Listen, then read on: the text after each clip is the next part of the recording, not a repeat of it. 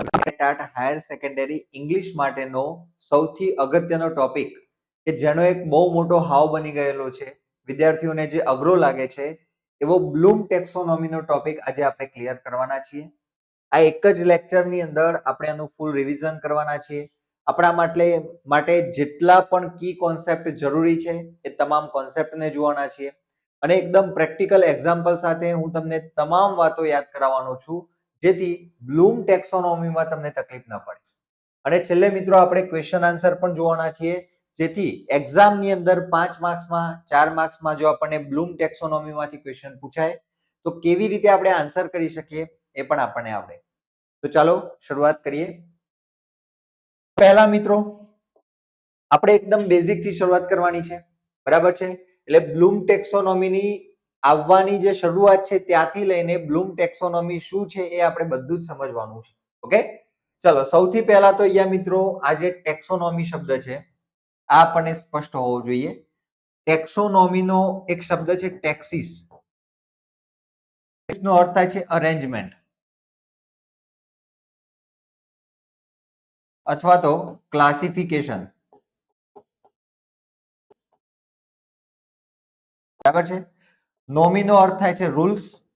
આ બંને Greek words છે, બરાબર છે?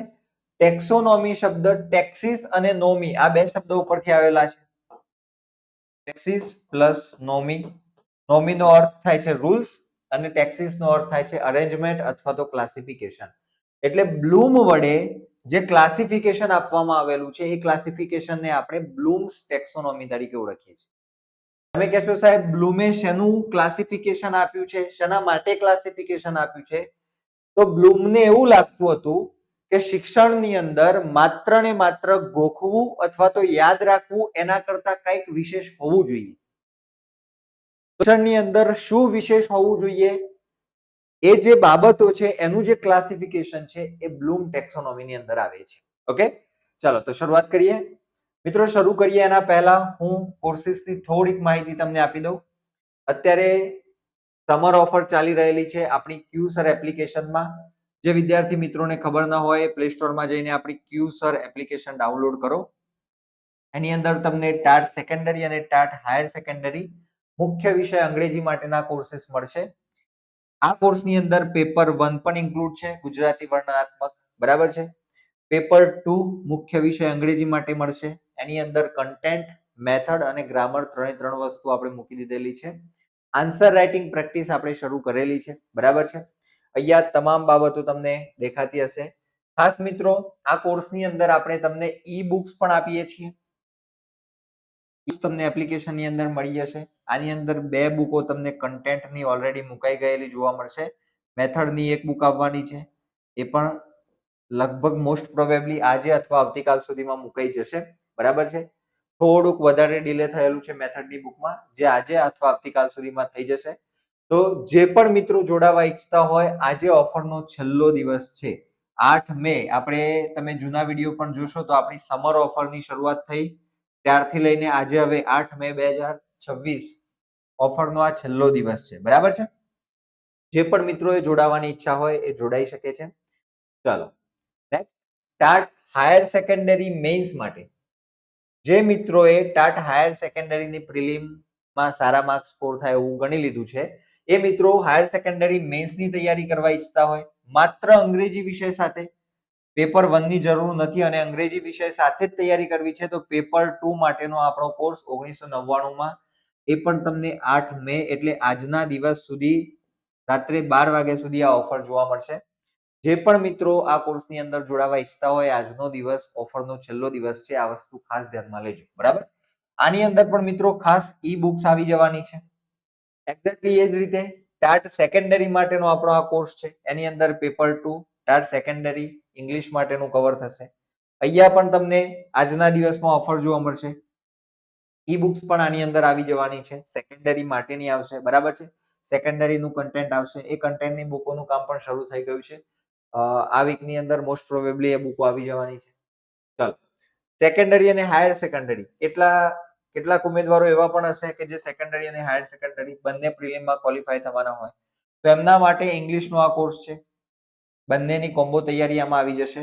પેપર 2 ની તૈયારી આવશે, ખાસ ધ્યાનમાં લેજો. પેપર 1 અને પેપર 2 બંને જોઈએ છે તમને, એના માટે આ કોર્સ છે. બરાબર છે. આમાં સેકન્ડરી હાયર સેકન્ડરી નું પેપર 1 અને મુખ્ય વિષય અંગ્રેજીના બંનેમાં સેકન્ડરી ને હાયર સેકન્ડરીના પેપર 2 ની આખી ડિટેલ્સ આવી જશે. બરાબર છે. ચલો, તો અહીંયા પણ આજે છેલ્લો દિવસ છે, આજે રાત્રે 12 વાગ્યા સુધી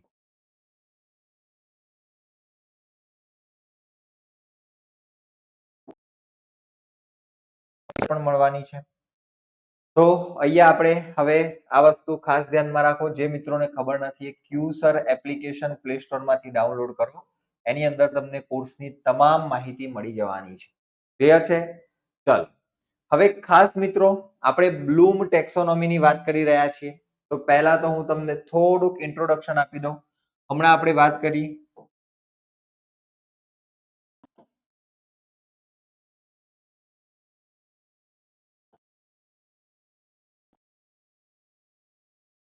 ટેક્સોનોમી, બરાબર છે. નોમીનો અર્થ થાય છે રૂલ્સ, નિયમો છે, એવી કેટલીક બાબતો છે. અને આ ટેક્સિસ શબ્દ ઉપરથી ટેક્સો આવેલું છે, એનો અર્થ થાય છે ક્લાસિફિકેશન. તો બ્લૂમ ટેક્સોનોમી એટલે બ્લૂમ વડે આપવામાં આવેલું વર્ગીકરણ. શેનું વર્ગીકરણ? તો કે શિક્ષણની અંદર માત્ર ને માત્ર ગોખવું ન હોય, એના સિવાયની પણ કેટલીક બાબતો હોય. બાળક એક ક્રમશઃ વિકાસની અંદર શિક્ષણ મેળવે છે, એ જે ક્રમ છે એ ક્રમનું વર્ગીકરણ એટલે બ્લૂમ ટેક્સોનોમી. ચલો, ક્લિયર થઈ રહેલું છે? હવે સૌથી પહેલા ખાસ એક વસ્તુ ધ્યાનમાં લેવાની છે. બ્લૂમ ટેક્સોનોમીની અંદર તમને 3 ડોમેન્સ જોવા મળે છે. કદાચ તમે સાંભળ્યું હશે કે બ્લૂમ ટેક્સોનોમીમાં 3 ડોમેન્સ છે. પહેલું ડોમેન કયું છે? Cognitive domain.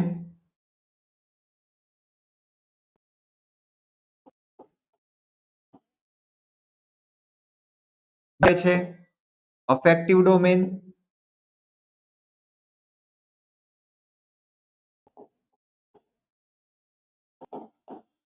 ત્રીજા નંબરે આવે છે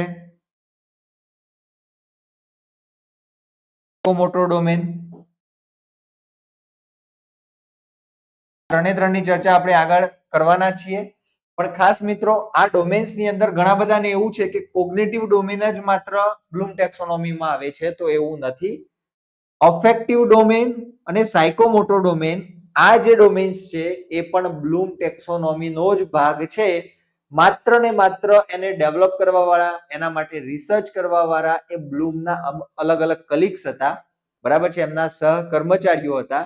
એટલા માટે એમાં નામ તમે જોશો તો એ નામ બીજાના આવે છે, પણ બ્લૂમ ટેક્સોનોમીનો જ આ એક ભાગ છે. બ્લૂમ ટેક્સોનોમી એટલે માત્ર ને માત્ર બેન્જામિન બ્લૂમે નથી આપેલી. એ બ્લૂમ ટેક્સોનોમી એ ઘણા બધા જે એજ્યુકેશનલિસ્ટ છે, જે સાયકોલોજીસ્ટ છે, એ બધાએ ભેગા થઈને કરેલું રિસર્ચ. હા, બ્લૂમ એની અંદર કી ફિગર હતા, એમને શરૂઆત કરેલી, એમનો મહત્વનો રોલ હતો, એટલે અહીંયા નામ આપ્યું બ્લૂમ ટેક્સોનોમી. પણ એનો અર્થ એવો નથી કે માત્ર ને માત્ર બ્લૂમે જ કામ કર્યું છે. કોઈ રિસર્ચ ચાલતું હોય તો એની અંદર ઘણા બધા લોકો ઇન્વોલ્વ હોય. એમ અહીંયા પણ અફેક્ટિવ ડોમેન છે, તો અફેક્ટિવ ડોમેન ક્રેથવોલે આપેલું છે. સાયકોમોટર ડોમેન સિમ્પસને આપેલું છે. તો એવું નથી કે સિમ્પસન અને ક્રેથવોલે આપેલું આજે આ બંને ડોમેન છે અલગ છે, નહીં. એ બ્લૂમ ટેક્સોનોમીનો જ ભાગ છે. પણ આ રિસર્ચ દરમિયાન આ બે ભાગની અંદર સંશોધન એ બે લોકોએ કરેલા, એટલા માટે એના નામ તમને અલગ જોવા મળશે. ચલો, આ વસ્તુ ક્લિયર છે? હવે આગળ વધીએ. What is Bloom taxonomy? તો અહીંયા એની ડેફિનેશન છે. Blooms taxonomy is a system that classifies educational learning objectives. Educational learning objectives. શિક્ષણમાંથી વિદ્યાર્થીઓ જે અધ્યયન મેળવે છે એ અધ્યયનના જે હેતુઓ છે, બરાબર છે, આને કહેવું હોય તો અધ્યયનના હેતુઓનું વર્ગીકરણ. બરાબર છે, અધ્યયનના હેતુઓનું વર્ગીકરણ ઇન્ટુ ડિફરન્ટ લેવલ્સ. અલગ અલગ 6 લેવલ્સની અંદર સાયકોમોટર ડોમેન, કોગ્નિટિવ ડોમેનની અંદર અલગ અલગ 6 લેવલમાં આ જે અધ્યયનના હેતુઓ છે એનું વર્ગીકરણ કરેલું છે. According to complexity and difficulty. બરાબર છે, અકોર્ડિંગ ટુ કોમ્પ્લેક્સિટી એટલે જટિલતા, ડિફિકલ્ટી એટલે ડિફિકલ્ટી એટલે મુશ્કેલી છે. અહીંયા સમજવાનું છે કે એમને આ જે લેવલ છે આ લેવલને વર્ગીકરણ કર્યું છે તો એ કેવી રીતે કરેલું છે તો ચડતા ક્રમમાં કર્યું છે. આપણી ભાષામાં કેવું હોય તો ચડતો ક્રમ એટલે પહેલા સિમ્પલ, એના પછી થોડુંક અઘરું, એના પછી થોડુંક અઘરું, એના પછી એના કરતા વધારે અઘરું, એના કરતા વધારે અઘરું ને સૌથી છેલ્લે વધારે અઘરું. બરાબર છે.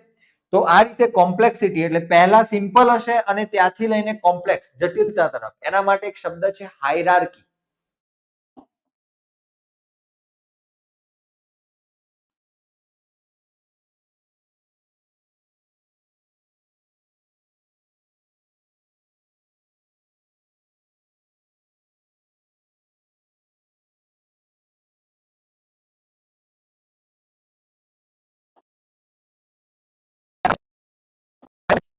ચડતો ક્રમ, બરાબર છે. ચડતો ક્રમ એની અંદર તમને જોવા મળશે એટલે કે પહેલા જે લેવલ છે આ લેવલની અંદર સિમ્પલ લેવલ હશે, એના પછી અઘરું, ઉપર અઘરા થતા જશે. આ રીતે 6 લેવલની અંદર એમને ક્લાસિફિકેશન કરેલું છે. એનાથી શું થાય છે તો શિક્ષકોને મદદ મળે છે. શું શેના માટે મદદ મળે છે તો પ્લાન ટીચિંગ, શિક્ષણનું આયોજન કેવી રીતે કરવું એના માટે મદદ મળે છે. રાઈટ ઓબ્જેક્ટિવ્સ, હેતુઓ કયા કયા રાખવા ભણાવવા માટેના એ એના માટે મદદ મળે. પ્રિપેર ક્વેશ્ચન્સ, પ્રશ્નો કેવી રીતે તૈયાર કરવા. આ વખતનું ટાટ સેકન્ડરીનું તમે પેપર જોયું હોય તો એની અંદર તમને વિધાનો વાળા પ્રશ્નો વધારે જોવા મળતા હતા. એનું કારણ શું છે તો આ વખતે શિક્ષણ વિભાગના મોટાભાગની તાલીમોની અંદર બ્લૂમ ટેક્સોનોમીની ચર્ચા કરેલી છે. જે પણ પ્રશ્નો, જે પણ એક્ઝામની બ્લુપ્રિન્ટ બનતી હોય એની અંદર માત્ર ને માત્ર મેમરાઇઝેશન, યાદ રાખીને જવાબ આપી શકાય એવા પ્રશ્નો ન હોવા જોઈએ. એની અંદર વિદ્યાર્થીઓનું એનાલાઇઝ કરવાની જે સ્કિલ છે, એમની જે ક્રિએટ કરવાની જે સ્કિલ છે, બરાબર છે, એમની એપ્લાય કરવાની જે સ્કિલ છે, આ બધી સ્કિલનો ઉપયોગ થાય એ પ્રકારેના પ્રશ્નો બનાવવાના છે એવી વાત કરવામાં આવેલી છે. બરાબર છે. અત્યારે એના ઉપર ખૂબ ભાર આપવામાં આવેલું છે. એટલે તમને ટાટ સેકન્ડરીની અંદર કન્ટેન્ટના પ્રશ્નો જોવા મળ્યા હશે તો પણ એવા મળેલા કે જેની અંદર તમારે વિચારવું પડે, તમારે એનાલાઇઝ કરવું પડે. બરાબર છે. તો ખાસ એટલા માટે બ્લૂમ ટેક્સોનોમી ઉપયોગી છે. કન્ડક્ટ અસેસમેન્ટ, અસેસમેન્ટ એટલે મૂલ્યાંકન કરવાનું હોય ત્યારે આપણને હેલ્પફુલ થાય છે બ્લૂમ ટેક્સોનોમી. સારો અને ઉત્કૃષ્ટ વિદ્યાર્થી કયો તો ખાલી જેને બધું યાદ રહે છે એ નહીં, જે એનાલાઇઝ કરી શકે છે, જે કંઈક નવું ક્રિએટ કરી શકે છે. તો એ જે સ્ટેપ્સ છે એ સ્ટેપ્સના વડે આપણે સાચું મૂલ્યાંકન કરી શકીએ છીએ. એન્ડ ઇમ્પ્રુવ સ્ટુડન્ટ લર્નિંગ, અને વિદ્યાર્થીઓનો અભ્યાસ આપણે વધારે સારો બનાવી શકીએ છીએ. તો અહીંયા આપણે બેઝિક એની માહિતી મેળવેલી છે મિત્રો. અહીંયા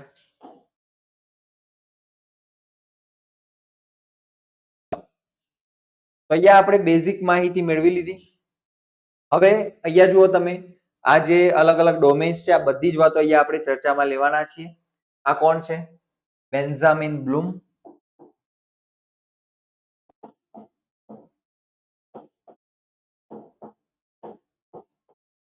બેન્જામિન બ્લૂમ ક્યાંના હતા? અમેરિકાના હતા. બ્લૂમ ટેક્સોનોમી એમને ક્યારે આપેલી? 1956 માં એમને બ્લૂમ ટેક્સોનોમી આપેલી, જે ટેક્સોનોમીનું રિવાઇઝ વર્ઝન 2001 ની અંદર આપણને મળે છે. રિવાઇઝડ એટલે એની અંદર સુધારો થયેલું. આ વખતે બ્લૂમ ટેક્સોનોમીમાંથી સુધારો થયેલો જે હતો એનો એક ક્વેશ્ચન તમને ટાટ હાયર સેકન્ડરીમાં આઈ થિંક જોવા મળ્યો. એચએસની પરીક્ષામાં તમને કદાચ એનો એક પ્રશ્ન જોવા મળ્યો હતો. બરાબર છે. તો આ છે બેન્જામિન બ્લૂમ કે જેની ટેક્સોનોમી આપણે ઇંગ્લિશની અંદર ખૂબ મહત્વની છે એમ કરીને ભણી રહ્યા છીએ. ચલો, why did Bloom create this taxonomy? આ ટેક્સોનોમીની ભાઈ જરૂર શું હતી? તો બિફોર બ્લૂમ, જ્યારે બ્લૂમ ટેક્સોનોમી નહોતી આવી એના પહેલા ટીચર્સ ફોકસ્ડ મેઇનલી ઓન મેમરાઇઝેશન. મેમરાઇઝેશનને અહીંયા આપણે કહીશું ગોખવું. શિક્ષકો અભ્યાસ એટલે માત્ર ગોખવું એવું જ માનતા. બ્લૂમે જ્યાં સુધી ટેક્સોનોમી નહોતી આપી ત્યાર સુધી અભ્યાસનો અર્થ થતો હતો ગોખવું. એક્ઝામ ટેસ્ટેડ ઓનલી રોટ લર્નિંગ. એક્ઝામ જે પણ પરીક્ષાઓ લેવાતી હતી એ પરીક્ષાઓ શું ચકાસતી હતી તો કે કેટલું ગોખેલું છે.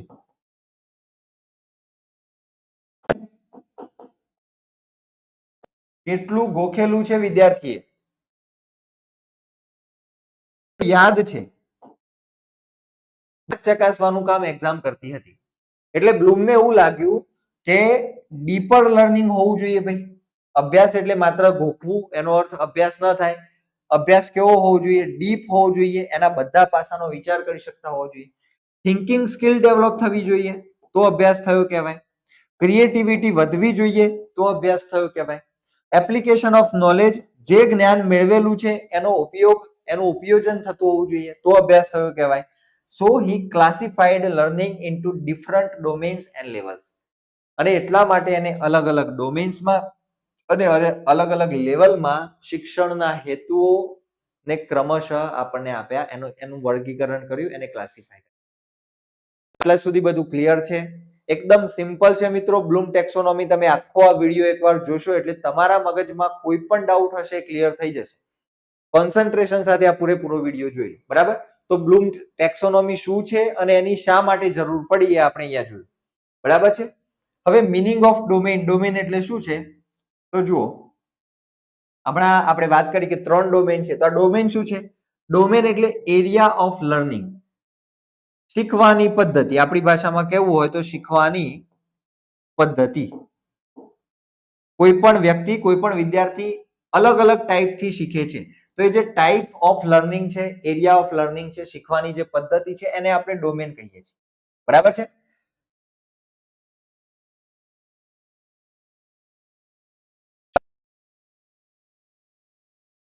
ડોમેન્સ આપણને આપ્યા બ્લૂમે. ડોમેન આપવાનું કારણ શું હતું? તો બ્લૂમ એવું માનતા હતા કે student do not learn only by memorising. વિદ્યાર્થીઓ માત્ર યાદ રાખીને શીખતા નથી. શીખવાની પદ્ધતિ માત્ર ગોખવું એટલું હોઈ શકતું નથી. એટલા માટે એમને 3 ડોમેન આપ્યા. દે લર્ન્ટ થ્રુ, એ અલગ અલગ પદ્ધતિથી શીખે છે. જેમ કે થિંકિંગ એટલે વિચારીને શીખે છે, વિચાર શક્તિથી શીખે છે. ફિલિંગ એટલે અનુભવ, બરાબર છે, અથવા તો લાગણીઓ. એક્ઝેક્ટલી એ જ રીતે ફિઝિકલ સ્કિલ, બરાબર, એક્શનથી અથવા તો સ્કિલ્સથી શીખે છે. વિદ્યાર્થી, કોઈ પણ વિદ્યાર્થી માત્ર એક રીતે નથી શીખતો. તમે એને કંઈક આપી દો એટલે વિચારી લે અને શીખી લે એવું નથી બનતું. ઘણીવાર એની અંદર એની લાગણી જોડાય છે. ઘણીવાર એ એક્શન સ્કિલ પોતાની શારીરિક ક્રિયાથી એ પ્રેક્ટિકલી કરી જુએ અને શીખે છે. તો આ રીતે અલગ અલગ રીતે શીખે છે. એટલા માટે બ્લૂમ ટેક્સોનોમીની અંદર આપણને 3 ડોમેન્સ જોવા મળે છે. બરાબર છે? સ્ટેપ બાય સ્ટેપ આપણે આગળ વધી રહ્યા છીએ. બ્લૂમ ટેક્સોનોમી શું હતી, શા માટે એની જરૂર પડી, ડોમેન્સ આપ્યા. તો 3 ડોમેન્સ શા માટે આપ્યા? તો કે શીખવાની અલગ અલગ પદ્ધતિઓ છે અને એટલા માટે આપણે 3 ડોમેનની અંદર એને વહેંચીએ છીએ. ચલો, તો હવે આ જે 3 ડોમેન છે એ કયા કયા ડોમેન છે એની હું તમને સમજૂતી આપું. પહેલા નંબરે આપણને મળે છે કોગ્નિટિવ ડોમેન.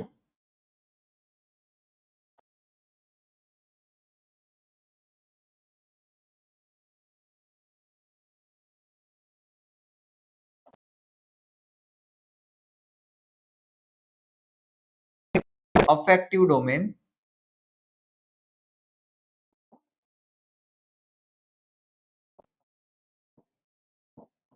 અને ત્રીજા નંબરે આપણને મળે છે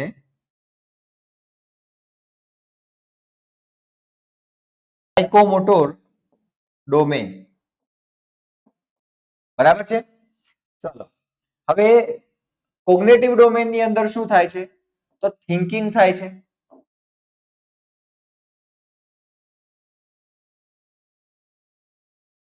એમને કીધું ને કે વિદ્યાર્થી અલગ અલગ રીતે શીખે છે. તો અહીંયા કોગ્નિટિવ ડોમેન એવું માને છે કે વિદ્યાર્થી વિચારીને માનસિક પ્રક્રિયાથી શીખે છે. યાદ રાખજો, કોગ્નિટિવ ડોમેન શું કે છે? વિદ્યાર્થી વિચારીને અથવા તો માનસિક પ્રક્રિયા કરીને, રીઝનિંગ કરીને શીખે છે. ઓકે, ચલો, બીજા નંબરે છે અફેક્ટિવ ડોમેન. તો અફેક્ટિવ ડોમેન ની અંદર શું આવે છે? ઇમોશન્સ આવે છે, આવે છે. તો આ ડોમેન એવું જણાવે છે કે વિદ્યાર્થી માત્ર ને માત્ર વિચારીને નથી શીખતો. ઘણીવાર શીખવાની અંદર એના ઇમોશન્સ પણ કનેક્ટેડ હોય છે, એની ફિલિંગ્સ પણ કનેક્ટેડ હોય છે. અને ફિલિંગ્સ એ ઇમોશન્સના કારણે એ શીખતો હોય છે. બરાબર છે. તો બીજું ડોમેન અફેક્ટિવ ડોમેન આવું કહે છે. ત્રીજું ડોમેન છે સાયકોમોટર ડોમેન. તો સાયકોમોટર ડોમેન શું જણાવે છે? અહીંયા વિદ્યાર્થી એક્શન કરશે, એક્શન લેશે, અથવા તો એની જે સ્કિલ્સ છે એના જે સ્નાયુઓનું સંકલન છે એના વડે શીખે છે. જેમ કે સાયકલ શીખવી, સાયકલ ચલાવતા શીખવું, સ્વિમિંગ શીખવું. તો એમાં માત્ર ને માત્ર થિંકિંગ એટલે તમે થિયરી ભણી લેશો, તમારી લાગણી હશે કે હા મારે સ્વિમિંગ શીખવું છે, પણ સ્વિમિંગ આવડશે નહીં. એના માટે તમારે પાણીમાં પડવું પડશે, હાથ પગ આ સ્નાયુઓનું સંકલન કરવું પડશે, હાથ પગ હલાવવા પડશે, તો જ તમને સ્વિમિંગ આવડશે. તો અહીંયા સાયકોમોટર ડોમેનની જરૂર પડે છે. બરાબર છે. તો આ 3 લેવલની અંદર શિક્ષણ થાય છે. હવે જુઓ મિત્રો, આને યાદ રાખવા માટે આપણે એવી ટ્રીક લગાડી શકીએ કે કોગ્નેટિવ ડોમેનની અંદર વિચાર શક્તિ કામમાં લાગે છે. એટલે કે અહીંયા મગજનો ભાગ, આપણું જે માથું છે એ માથાનો ભાગ કામમાં લાગે છે. એટલા માટે આપણે આને કહીશું ધ હેડ. આ માથાનો ભાગ છે. અફેક્ટિવ ડોમેનની અંદર આપણે ફિલિંગ્સ, ઇમોશન્સની વાત કરીએ છીએ. તો ધીસ ઇઝ ધ હાર્ટ. હૃદયનું કામ શું છે? ફીલ કરવાનું, ઇમોશન્સને અનુભવવાનું. અને સાયકોમોટર ડોમેન, આની અંદર આપણે એક્શન કરીએ છીએ, આપણે હલનચલન ક્રિયા કરીએ છીએ. તો ક્રિયાનો સિમ્બોલ અહીંયા આપણે હેન્ડ લઈશું. હેન્ડ, તો ધ હેડ, હાર્ટ અને હેન્ડ. આ રીતે તમે સાંભળ્યું હશે 3H. બરાબર છે. 3H ની થિયરી તમે સાંભળી હશે. તો એ H ની અંદર કઈ કઈ વસ્તુ આવશે? તમને હેડ, હાર્ટ અને હેન્ડ, આ 3 વાતોથી 3H થિયરી બને છે. તો 3H ની અંદર શું આવે? તો માણસ વિચારીને શીખે, ઘણીવાર ઇમોશન્સથી એટલે કે હાર્ટથી આવી રીતે શીખે, અને હેન્ડ એટલે ક્રિયા કરીને શીખતો હોય છે. બરાબર છે. ચલો, આ વસ્તુ ક્લિયર થઈ રહેલી છે તમને. વિચાર શક્તિ, પછી અહીંયાને આપણે કહીએ છીએ જ્ઞાનાત્મક શક્તિ.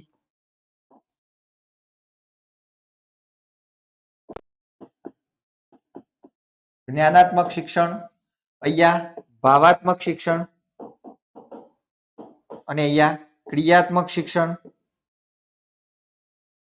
બરાબર છે. આ 3 કોગ્નેટિવ ડોમેન કોણે આપેલું છે? તો કોગ્નેટિવ ડોમેન આપણને બેન્જામિન બ્લૂમે પોતે આપેલું છે. બરાબર છે. પોતે આપે છે. અફેક્ટિવ ડોમેન કોણ આપે છે? ક્રેથહોલ આપે છે. સાયકોમોટર ડોમેન કોણે આપેલું છે? સિમ્પસને આપેલું છે. બરાબર છે. તો આ ખાસ ધ્યાનમાં લેવાનું છે કે આ 3 ડોમેન ઉપર બ્લૂમ ટેક્સોનોમી વર્ક કરવાની છે, કામ કરવાની છે. ઓકે, ચલો હવે ડોમેન ક્લિયર હોય તો અહીંયા આપણે જો ડેવિડ ક્રેથહોલે આપણને અફેક્ટિવ ડોમેન, કોગ્નેટિવ ડોમેનના જે 6 લેવલ્સ છે, બરાબર, આ બધાની અંદર લેવલ્સ આવે છે. તો જે 6 લેવલ્સ છે કોગ્નેટિવ ડોમેનના, આપણે આગળ જોવાના છીએ. અફેક્ટિવ ડોમેનની વાત કરીએ, કોણે આપેલું છે?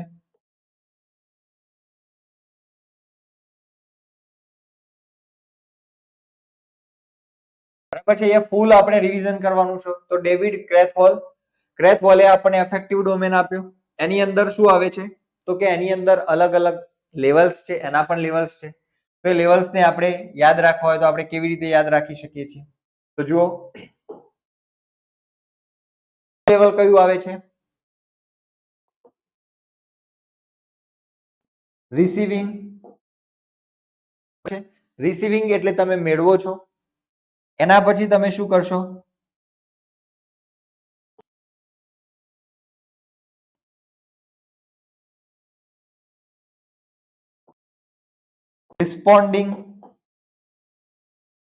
રિસ્પોન્ડ કરશો. બરાબર છે. એનાથી આગળનું સ્ટેજ આવે છે વેલ્યુઇંગ.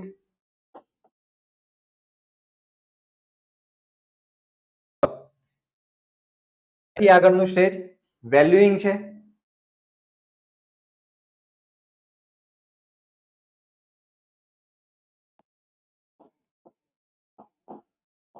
ઓર્ગેનાઇઝિંગ ચોથું સ્ટેજ આવશે. અને 5મું સ્ટેજ આવશે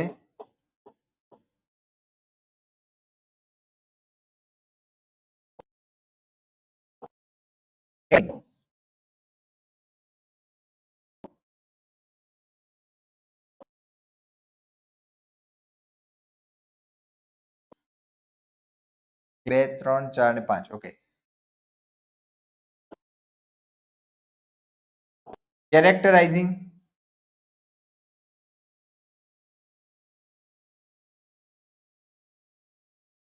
ચલો બરાબર છે.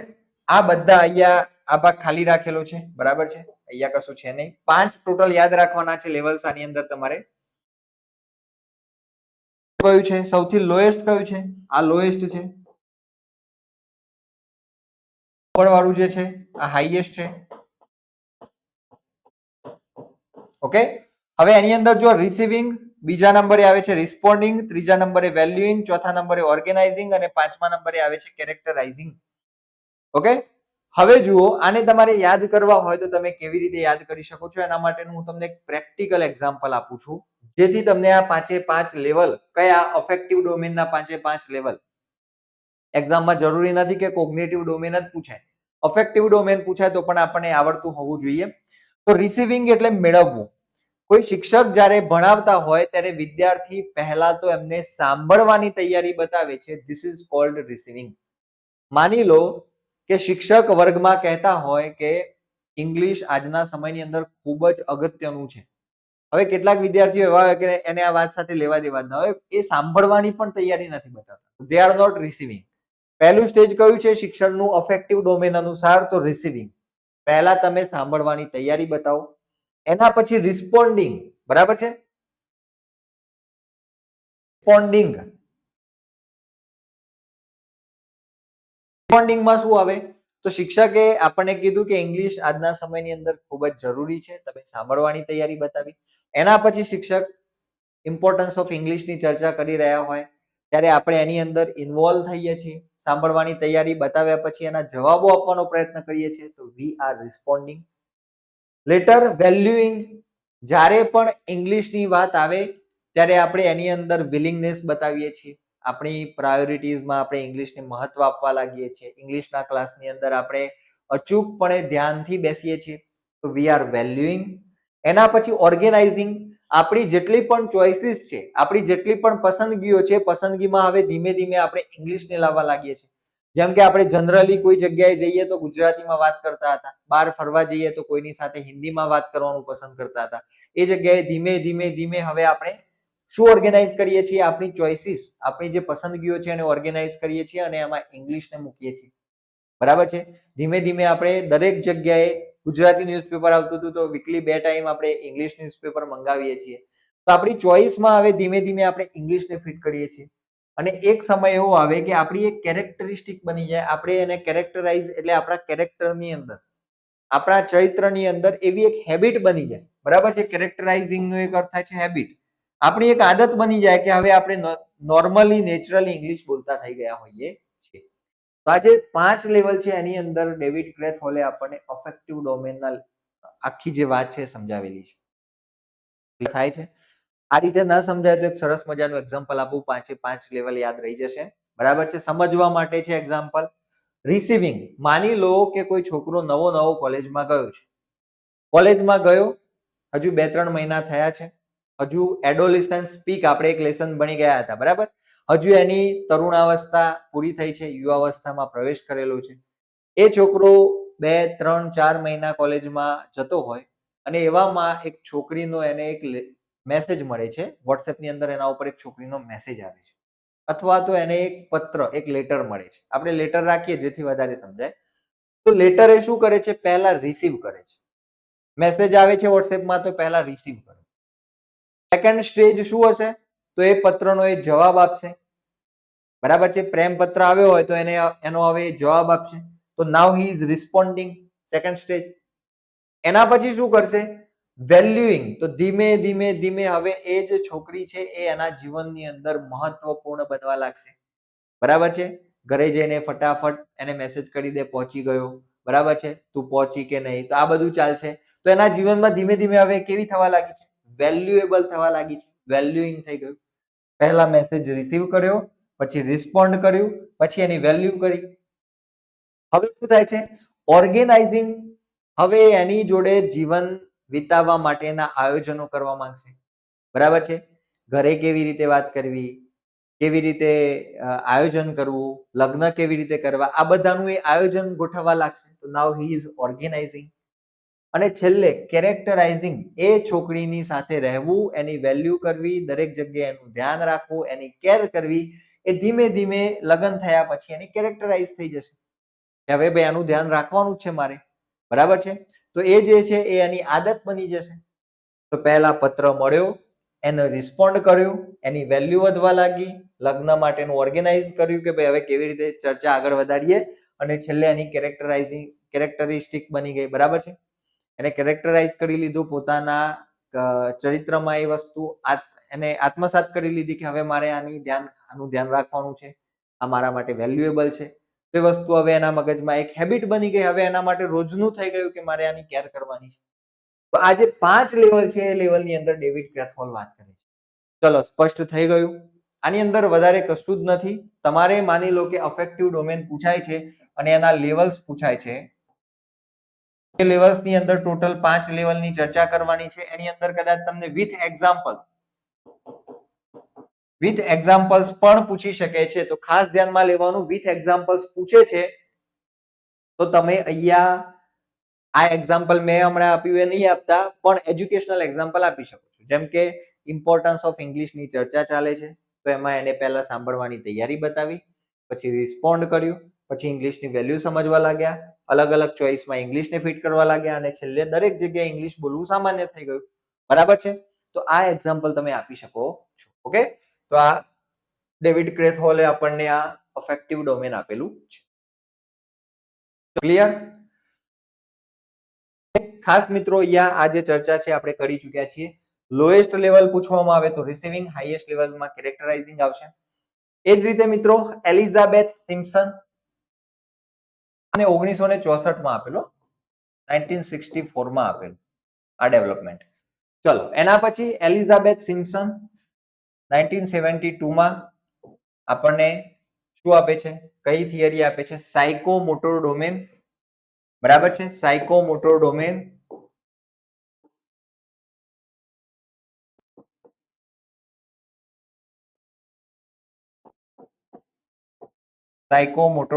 સાયકોમોટર ડોમેન એટલે ક્રિયાત્મક રીતે શિક્ષણ મેળવવામાં આવે છે.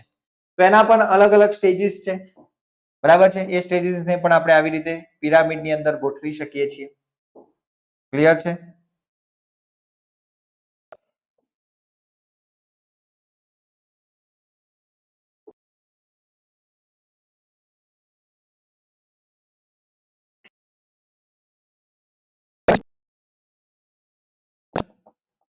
પરસેપ્શન એટલે કોઈ પણ વસ્તુને જોવી. પરસેપ્શન એટલે કોઈ પણ વસ્તુને પહેલા તો જોવું, એના પછી બીજા નંબરે આવશે સેટ. નંબરે આવશે સેટ થયા પછી આપણે શું કરતા હોઈએ છીએ? પરસેપ્શન એટલે જોવું. એક્ઝામ્પલ તરીકે કોઈ વ્યક્તિ સાયકલ ચલાવતા અથવા તો બાઇક ચલાવતા કોઈ વ્યક્તિને જુએ છે, કોઈ છોકરો જુએ છે, તો સૌથી પહેલું સ્ટેજ કયું હતું? પરસેપ્શન એટલે જોવું. પરસેપ્શન એટલે ફીલ કરવું, અનુભવવું, એ વાતને પહેલો એક્સપિરિયન્સ લેવું. તો એને પહેલા એક્સપિરિયન્સ લીધો કે કેવી રીતે સાયકલ ચલાવે છે, જુએ છે, બાઇક ચલાવે છે તો જુએ છે ને. એના પછી સેટ એટલે રેડીનેસ, તૈયારી બતાવી એને, બરાબર છે, કે ભાઈ મારે હવે આવી રીતે બાઇક ચલાવતા શીખવું છે. તો હી પ્રિપેર્ડ હિમસેલ્ફ, એને પોતાની તૈયારી દેખાડી. તૈયારી દેખાડી એટલે શું કર્યું? તો એ બાઇક ઉપર એમને એમ બેઠો, તો એ તૈયારી દેખાય છે એની કે આને બાઇક નો હવે રસ જાગ્યો છે, શીખવું છે. એના પછી શું થાય? તૈયારી બતાવે છે.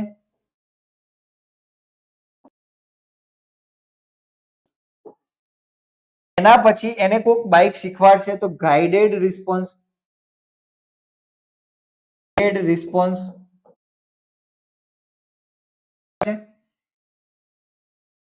રિસ્પોન્સ એટલે હવે એને જે પ્રમાણે એના પપ્પા બાઇક શીખવાડે છે એ પ્રમાણે એને બાઇક શીખવાની શરૂઆત કરી લીધી. ક્લિયર થઈ રહ્યું છે? એના પછી અગત્યનું સ્ટેપ કયું આવશે? હવે મેકેનિઝમ.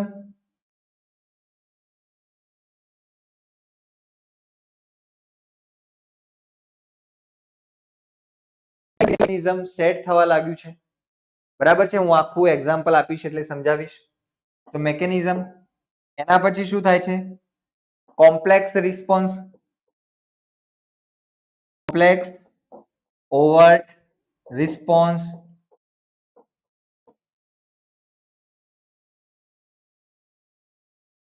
બરાબર છે. કોમ્પ્લેક્સ ઓવર્ટ રિસ્પોન્સ એટલે એને હવે ધીમે ધીમે આજે સાયકલ ચલાવવાની અથવા તો બાઇક ચલાવવાની વાત છે, એની અંદર એ મહારત હાસિલ કરવા લાગશે. 1 2 3 4 5 આગળનું સ્ટેપ કયું છે આપણું? Complex overt response. પછી એના મિત્રો મારે યાદ કરવું પડશે.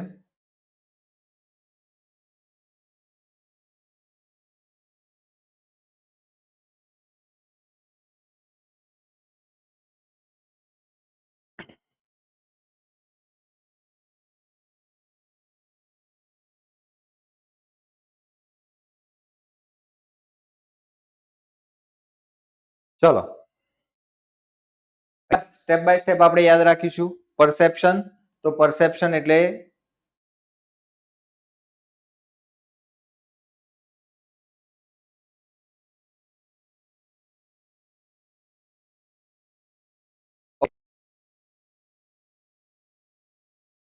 ઓવર્ટ રિસ્પોન્સ, પછી એડેપ્શન આવશે અને છેલ્લે અહીંયા આવશે ઓર્ગેનાઇઝેશન. બરાબર છે. ચલો ઓર્ગેનાઇઝેશન ક્લિયર છે. હવે હું તમને આ બધા સ્ટેપ બાય સ્ટેપ આપણે જોઈ લઈએ. અહીંયા પણ સૌથી લોએસ્ટ લેવલ કયું છે? લેવલ. સૌથી હાઈએસ્ટ લેવલ કયું છે? હવે જુઓ આની અંદર 1 2 3 4 5 6 અને 7 આ 7 લેવલ તમારે સાયકોમોટર ડોમેન ની અંદર જોવાના થાય, જે એલિઝાબેથ સિમ્પસને 1972 માં આપણને આપ્યા છે. ઓકે, સાયકોમોટર ડોમેન શું કહે છે કે ભાઈ ક્રિયાત્મક રીતે શિક્ષણ મળે છે, ક્રિયાત્મક રીતે શિક્ષણ મેળવવામાં આવે છે, એવું કોણ કહે છે? એલિઝાબેથ. બરાબર છે, એલિઝાબેથ સિમ્પસન. હવે પરસેપ્શન એટલે શું? તો જુઓ, માની લો કે કોઈ છોકરો એક છોકરાને બાઇક ચલાવતો જુએ છે, બાઇક ચલાવતા એને કે ભાઈ આ જો કેવી સરસ બાઇક ચલાવે છે, એને પહેલા જોયું તો હી પરસેપ્ટ, આ એનું પરસેપ્શન છે, હી પરસેપ્ટેડ. બરાબર, એને જોયું પછી સેટ એટલે એને ઈચ્છા જાગી, તો હવે એને એ બાઇક શીખવા માટેની ઈચ્છા જતાવી, રેડીનેસ બતાવી. ત્રીજા સ્ટેજમાં શું થયું? Guided response. હવે કોઈક એને બાઇક શીખવાડશે, એના પપ્પા એને બાઇક હવે શીખવાડે છે, તો ગાઈડેડ રિસ્પોન્સ. ગાઈડેડ એટલે જે પ્રમાણે માર્ગદર્શન આપવામાં આવે એ પ્રમાણે રિસ્પોન્સ શરૂ કરે. મેકેનિઝમ, ધીમે ધીમે ધીમે ધીમે બાઇક ઉપર એનું બેલેન્સ બનવા લાગ્યું, પણ હજુ પાકી આવડી નથી, હજુ એનું બેલેન્સ બનવા લાગ્યું, હજુ ક્યાંક ક્યાંક એક સાથે બે ગેર ભેગા પડી જાય છે, એવું થાય છે, તો એ મેકેનિઝમમાં આવશે. એના પછી complex overt response. Complex overt response એટલે હવે એનું બાઇક ચલાવવાનું સ્મૂધ થઈ ગયું છે, હવે સરસ સરસ મજાની રીતે બાઇક ચલાવી શકે છે, હવે એને કોઈ મુશ્કેલી આવતી નથી. એડેપ્શન ની અંદર શું થાય છે? તો એ પોતાની વાતો ઉમેરવી, પોતાની વાતો ઉમેરવી એટલે શું? તો માની લો કે એને બાઇક આવડી ગઈ, હવે ટ્રાફિક ની અંદર એ ફસાયો છે, તો એ અલગ અલગ રીતે આમ પોતાના અલગ અલગ કર્તવ્યોથી, પોતાના અલગ અલગ જે સ્કિલ્સ છે, સ્કિલ્સ થી એ બાઇક બહાર કાઢી લે છે. તો એડેપ્શન કર્યું. અને ઓર્ગેનાઇઝેશનમાં માની લો કે છેલ્લે સ્ટન્ટ કરે છે, સ્ટન્ટ્સ કરવા લાગે છે, એનું ઓર્ગેનાઇઝેશન, એને પોતાની રીતે કંઈક નવું ડેવલપ કર્યું. બરાબર છે. સેમ આ જ વસ્તુ ક્રિકેટના એક્ઝામ્પલથી સમજીએ. કોઈ છોકરો ક્રિકેટનો શોટ મારે છે, તો પહેલા પરસેપ્શન થયું, એને જોયો, એવો શોટ મારવાની અથવા એવો ક્રિકેટ રમવાની ઈચ્છા જાગી, તો સેટ થયું બીજા નંબરનું. એના પછી રેડીનેસ, એટલે રેડીનેસ એને બતાવી કે મારે શીખવું છે, તો પેલાને ક્રિકેટ રમતા જોયો, એના પછી ઘરે આવીને એને પણ બેટ પકડ્યું, બેટ કેવી રીતે પકડવું એને પકડ્યું. બરાબર છે. Guided response. કોઈ કોચિંગ ક્લાસમાં ગયો, ત્યાં જઈને એને કેવી રીતે કવર ડ્રાઈવ મારવી, કેવી રીતે હુક મારવું, એનું શિક્ષણ આપવામાં આવ્યું. ધીમે ધીમે એ કવર ડ્રાઈવ અને હુકની એ પ્રેક્ટિસ કરવા લાગ્યો. બરાબર છે. હજુ એ સ્મૂથ નથી, પણ હવે પાંચમા સ્ટેજની અંદર કોમ્પ્લેક્સ ઓવર્ટ રિસ્પોન્સમાં આવ્યો, એટલે હવે ગમે તેટલો સ્પીડ વાળો બોલ આવે એની ઉપર એ કવર ડ્રાઈવ મારી શકે છે. બરાબર છે. ગમે તેટલો બાઉન્સર બોલ આવે એના ઉપર એ હુક મારી શકે છે. બરાબર છે. તો એની એ સ્કિલ સ્મૂધ થઈ ગઈ. અહીંયા 5મા સ્ટેજની અંદર શું થઈ જાય? સ્મૂથ. બરાબર છે. પછી શું થાય છે? એડેપ્શન. હવે એ ક્રિકેટિંગની અંદર પોતાની જાતે કંઈક નવું કરશે. માની લો કે જમણોડી રમતો હોય તો હવે ડાબોડી થઈને પણ એ શોટ મારી શકે છે. તો એને પોતાની વાત કંઈક નવી એની અંદર ઉમેરી અને છેલ્લે ઓર્ગેનાઇઝેશન નહીં આવે, ઓર્ગેનાઇઝિંગ આપશે.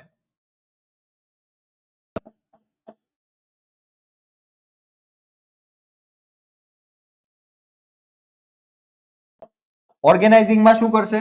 તો એ હવે પોતાની રીતે એક નવો જ શોટ ક્રિએટ કરશે, જેમ કે મહેન્દ્રસિંહ ધોનીનો હેલિકોપ્ટર શોટ છે. તો એનો પોતાનો સેલ્ફ મેડ છે, એ કોઈ જગ્યાએથી શીખેલો નથી, એને પોતે જાતે ક્રિએટ કરે. એક્ઝેક્ટલી એ જ રીતે શિક્ષક કોઈ સરસ મજાની પોએમ ગાઈ બતાવે છે તો વિદ્યાર્થી પહેલા સાંભળશે, એનું પરસેપ્શન કર્યું, પછી ઘરે આવીને પેન પકડશે અને વિચારશે કે મારે પણ કવિતા લખવી છે. એના પછી શિક્ષક એને બતાવશે કે એના માટે તારે આવી રીતે શબ્દો ગોઠવવાના થાય, આવી રીતે છંદનું તને નોલેજ હોવું જોઈએ. એના પછી મેકેનિઝમ કવિતા બનાવવાનો પ્રયત્ન કરે છે, એટલી સારી નથી બનતી.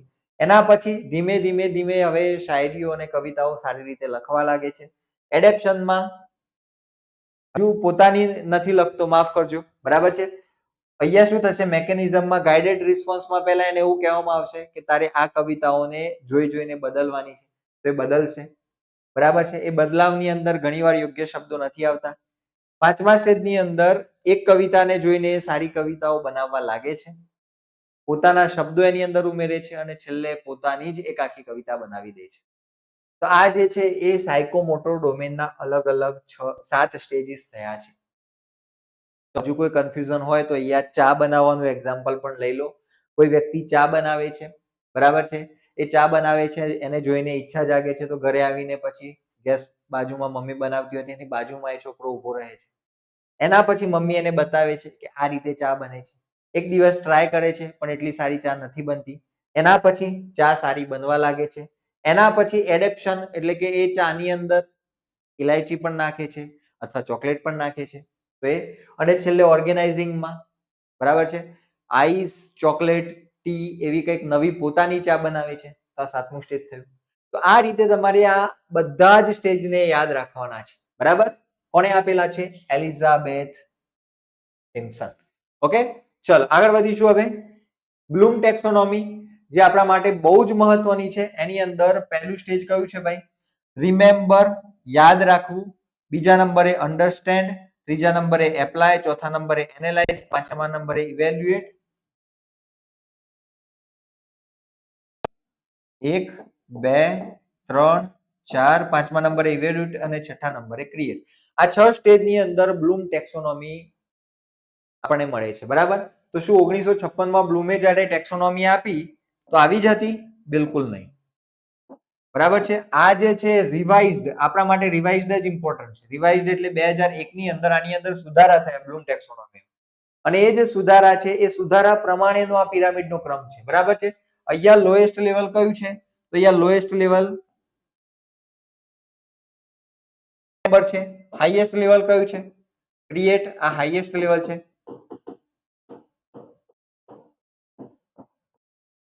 સ્પષ્ટ થઈ રહ્યું છે, બરાબર. 1956માં આપી તો પછી એમાં કેવું હતું? તો એની અંદર અહીંયા રિમેમ્બર ની જગ્યાએ નોલેજ શબ્દ હતો. કયો શબ્દ હતો અહીંયા? નોલેજ. રિમેમ્બર ની જગ્યાએ નોલેજ શબ્દ હતો. અહીંયા અન્ડરસ્ટેન્ડ ની જગ્યાએ કોમ્પ્રિહેન્શન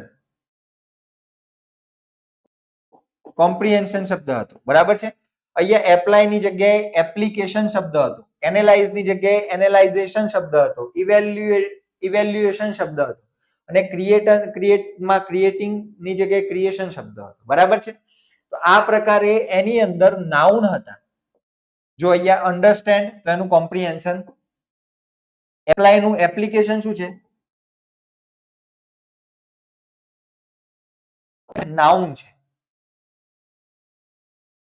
નાઉન છે. એની જગ્યાએ અહીંયા એપ્લાય થઈ ગયું એટલે નાઉન ની જગ્યાએ હવે શું થઈ ગયા? 2001ના સુધારા પછી અહીંયા વર્બ થઈ ગયા, બરાબર છે. નાઉન ની જગ્યાએ વર્બ, એટલે એપ્લિકેશન હતું એની જગ્યાએ એપ્લાય થઈ ગયું. એનાલાઇઝેશન હતું એની જગ્યાએ એનાલિસિસ હતું એની જગ્યાએ એનાલાઇઝ થઈ ગયું. ઇવેલ્યુએશન હતું એની જગ્યાએ ઇવેલ્યુએટ, ક્રિએશનની જગ્યાએ ક્રિએટ થઈ ગયું. તો આટલા ફેર પડ્યા છે. આની અંદર બહુ વધારે ખાસ કન્ફ્યુઝ થવાની જરૂર નથી. બરાબર. હવે આ 6 સ્ટેપ્સ આપણા માટે બહુ ઇમ્પોર્ટન્ટ છે. તો આપણે 6 સ્ટેપ્સને આપણે સમજીએ. એના પહેલા મિત્રો ફરીથી એકવાર કોર્સની માહિતી આપી દઉં. 8 મે 2026 આજે ઓફરનો છેલ્લો દિવસ છે. ટાટ સેકન્ડરી, હાયર સેકન્ડરી મુખ્ય વિષય અંગ્રેજી સાથે તૈયારી કરવા માંગતા વિદ્યાર્થીઓને આ કોર્સમાં પેપર 1 અને પેપર 2 સેકન્ડરી અને હાયર સેકન્ડરી બંનેની તૈયારી મળશે. પેપર 1 કોમન રહેશે. પેપર 2 માં સેકન્ડરી માટે અલગ કન્ટેન્ટ, હાયર સેકન્ડરી માટે અલગ કન્ટેન્ટ રહેશે. એમાં મેથડ કોમન રહેવાની બંનેમાં. બરાબર છે. અહીંયા તમને ઈ બુક્સ પણ મળવાપાત્ર થવાની છે. તો ઈ બુક્સ પણ 2 કન્ટેન્ટની હાયર સેકન્ડરીની મુકાઈ ગઈ છે. આજે મેથડ મુકાઈ જશે લગભગ. ઓકે, ચલો. તો આ કોર્સની અંદર અત્યારે સમર ઓફરમાં 50% ડિસ્કાઉન્ટનો આજે છેલ્લો દિવસ છે. 8 મે, બરાબર છે. આપણી 4 દિવસ પહેલાથી આપણી આ ઓફર શરૂ થયેલી. 8 મે આજે ઓફરનો છેલ્લો દિવસ છે. જે પણ વિદ્યાર્થીઓ આ ઓફરની અંદર જોડાવા ઈચ્છતા હોય એમને શું કરવાનું છે? ક્યુસર એપ્લિકેશન ડાઉનલોડ કરી લેવાની છે પ્લે સ્ટોરમાંથી. બરાબર છે. એની અંદર તમને તમામ માહિતી મળી જશે. ઓકે, ચલ. ટાટ હાયર સેકન્ડરી માટેની માત્ર ને માત્ર પેપર 2 ની તૈયારી કરવી હોય ઇંગ્લિશ વિષય સાથે તો એની અંદર પણ આજે 8 મે ઓફરનો છેલ્લો દિવસ છે. બરાબર છે. આ કોર્સ તમને 1999 માં આજે પડશે. એના પછી એની અંદર પ્રાઇસમાં વધારો થશે. ઈ બુક આની અંદર પણ મળશે અંગ્રેજી માટેની. એ જ રીતે સેકન્ડરી માટેનો મેન્સનો કોર્સ છે ઇંગ્લિશ માટેનો. બરાબર છે. પેપર 2 કવર થશે. અહીંયા પણ આજે ઓફરનો છેલ્લો દિવસ છે. અહીંયા પણ તમને ઈ બુક્સ મળવાપાત્ર થશે. બરાબર છે એપ્લિકેશનમાં. એના પછી સેકન્ડરી અને હાયર સેકન્ડરી મેન્સ માત્ર ને માત્ર પેપર 2 ઇંગ્લિશ પણ સેકન્ડરી અને હાયર સેકન્ડરી બંનેના પેપર 2 ની તૈયારી જોઈતી હોય ઇંગ્લિશ વિષય સાથે તો એ કોર્સમાં પણ અત્યારે ઓફરનો આજે છેલ્લો દિવસ. અહીંયા પણ ઈ બુક મળવાપાત્ર રહેશે. વેલિડિટી પરીક્ષા પૂરી થાય ત્યાર સુધીની છે બધા કોર્સીસની.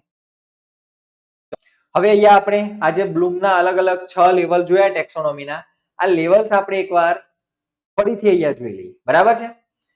ચલો હવે એ લેવલની અંદર શું વાત કરી છે? પહેલું લેવલ છે રિમેમ્બર. તો રિમેમ્બર એટલે રિકોલ ઇન્ફોર્મેશન. જે ઇન્ફોર્મેશન આપણે સાંભળેલી છે, વાંચેલી છે, યાદ કરેલી છે અને ફરીથી રિકોલ કરવી, ફરીથી યાદ કરવું. બરાબર છે. જેમ કે શિક્ષક પૂછે what is the capital of Gujarat? તો ગુજરાતની કેપિટલ કઈ છે? ગાંધીનગર. ટીચર કહેશે good, your brain is on today. તારું મગજ આજે ખૂબ ચાલે છે. તો અહીંયા શું થયું? આ માહિતી છે. અહીંયા શું થાય છે? રિમેમ્બરમાં માહિતીને યાદ કરવી, આટલી જ વાત હોય. બરાબર છે. રિમેમ્બર સ્ટેજમાં શું હોય તો કે માહિતીને યાદ કરવી. બ્લૂમ ટેક્સોનોમી આવવાનું કારણ આ જ છે. પહેલા માત્ર ને માત્ર માહિતીને યાદ કરવું અને શિક્ષણ માનવામાં આવતું. એટલા માટે પહેલું સ્ટેજ રિમેમ્બર. એના પછી અન્ડરસ્ટેન્ડ. તો અન્ડરસ્ટેન્ડ એટલે એક્સપ્લેન મીનિંગ. જે ખબર છે એનો અર્થ એક્સપ્લેન કરી શકે વિદ્યાર્થી. જેમ કે અહીંયા શિક્ષક પૂછે explain the proverb health is wealth. તો આ જે કહેવત છે, પ્રોવર્બ એટલે કહેવત, આ કહેવત સમજાવો. વિદ્યાર્થી કહેશે sir if health is good, જો હેલ્થ સારું છે then we can eat unlimited panipuri. આપણે પાણીપુરી ખાઈ શકીએ છીએ. ટૂંકમાં એને એક્સપ્લેનેશન આપ્યું. જો હેલ્થ સારું હોય તો આપણે કંઈ પણ કરી શકીએ છીએ. પોતાની જાતે એક્સપ્લેન કરવા લાગ્યો. બરાબર છે. અહીંયા સ્ટુડન્ટ એક્સપ્લેનર થાય છે, એક્સપ્લેનર બની જાય છે અહીંયા. બરાબર છે. Student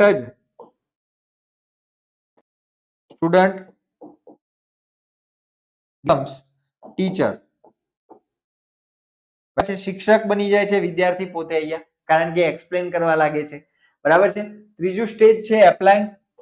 use knowledge. જે જ્ઞાન મળેલું છે એનો ઉપયોગ કરવો. Too much salt is unhealthy. આવું જ્યારે ખબર પડે ત્યારે you stop putting extra masala on Maggi. અથવા તો તમે ખાવામાં મીઠું નાખવાનું બંધ કરી દો છો, ઓછું કરી દો છો. તો આ એપ્લાય લેવલ થયેલું છે. બરાબર છે. વિદ્યાર્થીને ખબર પડી કે ઇંગ્લિશ ઇમ્પોર્ટન્ટ છે તો એ પોતાના રોજિંદા જીવનમાં ઇંગ્લિશનો ઉપયોગ કરવા લાગશે. તમે એને present perfect tense, present perfect તમે એને ભણાવો છો તો હવે ઘરે જઈને એનો ઉપયોગ કરશે. I have completed homework. I have completed my homework. તો આવી રીતે એનો ઉપયોગ કરશે. બરાબર છે. ચલો એના પછી એનાલાઇઝ. એનાલાઇઝ કયું સ્ટેજ છે? ચોથું સ્ટેજ છે બ્રેક એન્ડ કમ્પેર. એનાલાઇઝ માં શું થાય છે? વિશ્લેષણ કરવું. વિશ્લેષણ કરવું, બરાબર છે. જેમ કે compare WhatsApp chatting and formal letter writing. WhatsApp chatting અને ફોર્મલ લેટર રાઇટિંગમાં શું ડિફરન્સ છે? કમ્પેર કરો. તો વિદ્યાર્થી કહેશે સર વોટ્સએપમાં કહા હે આવું લખાય છે, જ્યારે ઇનફોર્મલમાં dear sir kindly inform your location આવી રીતે લખવાનું થાય છે. તો now he is comparing, now he is breaking, બરાબર છે. એ તોડી મરોડીને વિચારીને જુએ છે. તો અહીંયા સીઆઈડી જેવું કામ કરે છે, બરાબર છે. સીઆઈડી નું કામ શું હોય? તો દરેક એંગલ થી વિચારવું. એમ એનાલાઇઝ કરવામાં આવે દરેક એંગલ થી વિચારતો થાય છે. આપણને જે પ્રશ્નો પૂછાયા છે ટાટ એસ માં, બરાબર છે, હતા કન્ટેન્ટના જ, પણ એનાલાઇઝ લેવલ ઉપરના ક્વેશ્ચન્સ હતા. આજે અલગ અલગ 6 સ્ટેજ છે, 6 સ્ટેજના અલગ અલગ પ્રકારના પ્રશ્નો બનાવવાના હોય. એવું નહીં કે બધા પ્રશ્નો રિમેમ્બરિંગ લેવલના જ હોય, બરાબર છે. તમને એવું પૂછાય કે ઉદાહરણ તરીકે ટાટ એસ ના ક્વેશ્ચનમાં તમને એવું પૂછાય કે ફલાણા ફલાણા પાઠમાં મુખ્ય કેરેક્ટર અથવા તો ફલાણી પોયમના, બરાબર છે, એક્ઝામ્પલ તરીકે બી ધ બેસ્ટ પોયમના કોણ હતા? તો ધીસ ઇઝ રિમેમ્બરિંગ. આ રિમેમ્બરિંગ લેવલ ઉપરનો પ્રશ્ન કહેવાય. ડગલાસ મેલોક, તમે જવાબ આપશો, બરાબર છે. ચલો, અન્ડરસ્ટેન્ડ, તમારી સમજણ કેટલી પાકી થઈ છે એના આધારે તો પછી તમને પૂછવામાં આવે કે જેની અંદર કોન્સિક્વન્સ અને પર્પઝ અને કોન્સિક્વન્સ આ બંને આવી જતા હોય એવું કનેક્ટર શોધો. તો એની અંદર તમે એનો ઉપયોગ યાદ કરશો, એનું એક સેન્ટેન્સ બનાવી જોશો અને પછી જવાબ આપશો. તો this is understanding level question, બરાબર છે. તો આ પ્રકારે અલગ અલગ લેવલના પ્રશ્નો બનાવવાના હોય છે, એટલા માટે આ બ્લૂમ ટેક્સોનોમી ઇમ્પોર્ટન્ટ છે, બરાબર છે. ખાલી યાદ કરવું એ શિક્ષણ નથી, એવું બ્લૂમ ટેક્સોનોમીનું કહેવું છે. 5મા નંબરનું સ્ટેજ છે ઇવેલ્યુએટ, એટલે કે જજ અથવા તો give opinion. Who is better, Tom or Jerry? Tom કે જેરી, કોણ સારું છે? સ્ટુડન્ટ જવાબ આપશે Jerry, because despite being small he mentally destroy Tom daily. નાનો હોવા છતાં ટોમને જોરદાર હેરાન કરી મૂકે છે. તો અહીંયા શું કરે છે વિદ્યાર્થી? જજ કરે છે, પોતાનો ઓપિનિયન આપે છે. માની લો કે એને શેક્સપિયરની મેકબેથ ભણાવો છો અને તમે પૂછશો કે મેકબેથ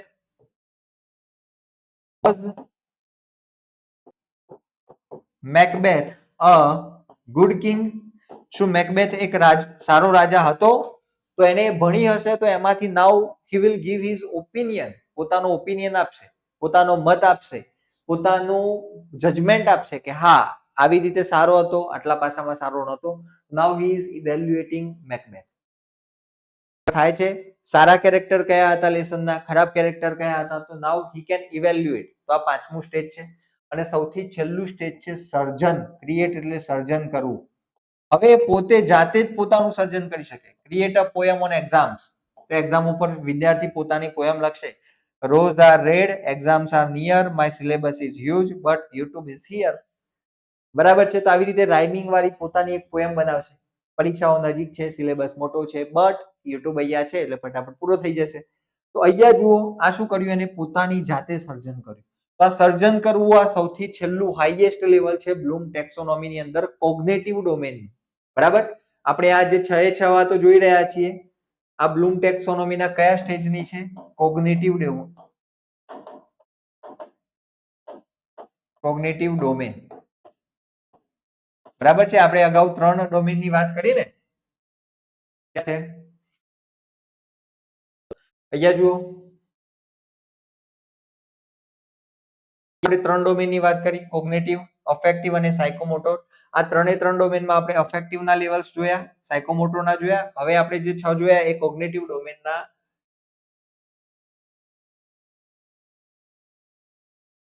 અહીંયા 6 એ 6 લેવલ આપણને ક્લિયર થઈ જાય. કેવી રીતે યાદ કરી શકાય આને? તમે આની શોર્ટ ટ્રિક પણ બનાવી શકો છો, બરાબર છે.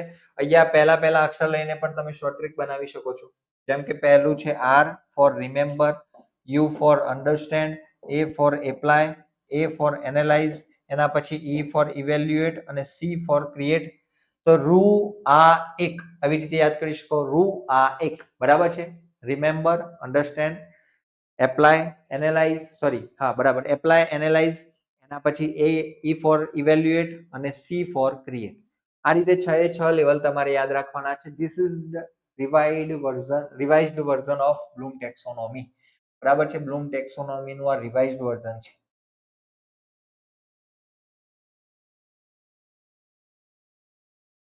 ક્લિયર છે? હવે આગળ વધીશું આપણે. તો અહીંયા 6 લેવલ તમને સ્પષ્ટ થઈ ગયા હશે. આ વસ્તુ તમે એકેડેમિક એક્ઝામ્પલ લઈને પણ સમજી શકો છો. પહેલા વિદ્યાર્થીને તમે કોઈ માહિતી આપશો, જેમ કે ટેન્સના નિયમો તમે એને ગોખાવશો, તો એ નિયમ ગોખશે, યાદ કરશે. તો અહીંયા અત્યારે રિમેમ્બરિંગ સ્ટેજ ઉપર છે. એના પછી અન્ડરસ્ટેન્ડ, એ પોતાના મિત્રને પણ એ નિયમ સમજાવી શકશે. તો અન્ડરસ્ટેન્ડ એક્સપ્લેન કરી શકે છે, એટલે અન્ડરસ્ટેન્ડ લેવલ ઉપર આવ્યો. ત્રીજા નંબરે પરીક્ષાની અંદર એ નિયમને લગતો પ્રશ્ન પૂછાય છે, એ જવાબ આપે છે, તો એને એપ્લાય કર્યું.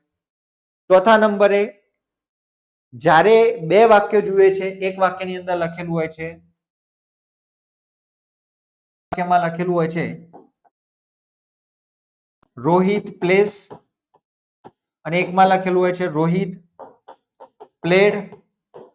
તો હવે એનાલાઇઝ કરે છે કે અહીંયા પ્લેડ છે, અહીંયા પ્લેસ છે, એટલે આ ટેન્સ સિમ્પલ પ્રેઝન્ટ ટેન્સ છે. આ ટેન્સ કયો છે હજુ એને ખબર નથી, ન ભણ્યો હતો, પણ એને એટલી ખબર પડે છે કે આ ટેન્સ સિમ્પલ પ્રેઝન્ટ ટેન્સ છે, આના કરતા જુદો છે.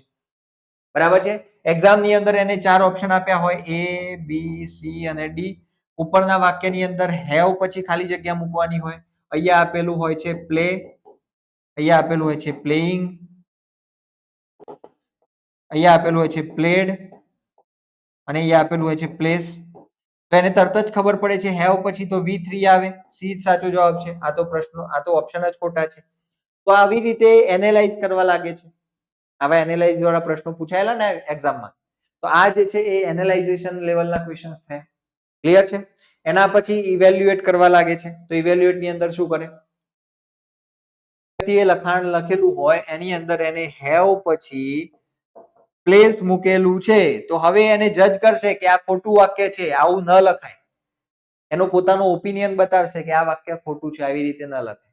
એના પછી છેલ્લે ક્રિએટ કરશે પોતાની રીતે જ. માની લો કે એને સિમ્પલ પ્રેઝન્ટ ટેન્સ તમે શીખવાડ્યું છે, તો સિમ્પલ પ્રેઝન્ટ નો ઉપયોગ કરીને હવે પોતાની રીતે એક સ્ટોરી બનાવશે, વાર્તા બનાવશે, એસે બનાવશે.